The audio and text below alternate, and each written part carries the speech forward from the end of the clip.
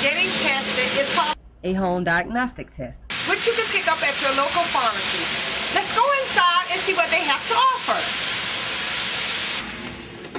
Hello, sir. How are you? a home diagnostic test, Do you have them? Yes, we do have it in stock. Let me show you what it is. It's a home diagnostic test.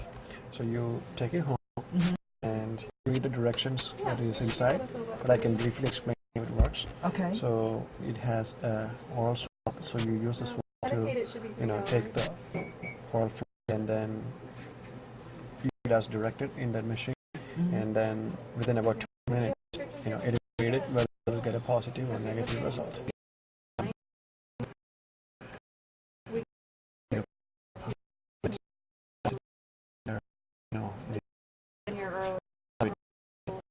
Your partners that is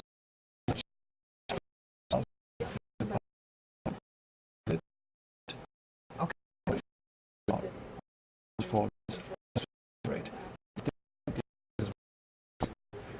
for constant.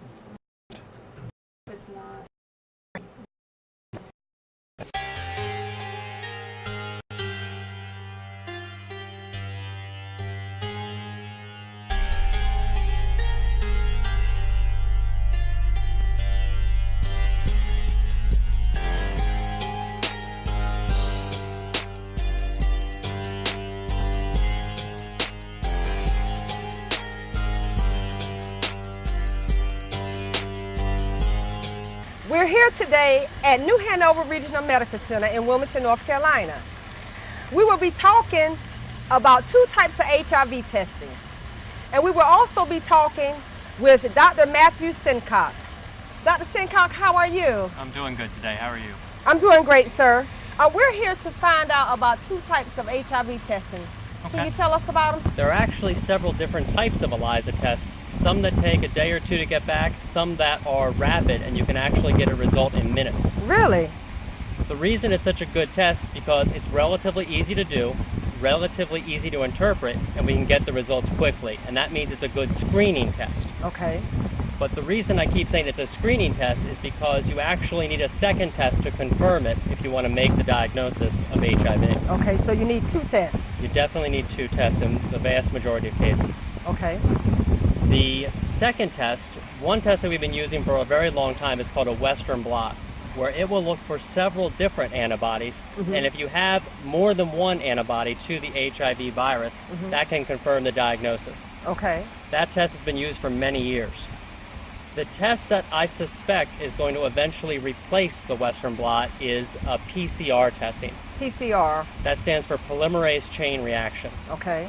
What it does is it actually looks for any copies of the virus in your blood. That's good. And what that can do is it does 2 things. One, it can be used to confirm the diagnosis of HIV, and also it tells how many copies of the virus are in your blood, which can give us more information about where you might be. That's great information. Yeah. So the tests are different and you use them together. They complement one another. So how are these tests done? Are they done by blood drawing, pricking of the finger? That's a great question. In the majority of cases, the ELISA test is done by a blood draw. Okay. There are rapid HIV tests which can be sometimes used with just a swab of your mouth. Right. That can be another way to test for the virus. The confirmation tests, like the PCR testing, are always a blood draw. Okay.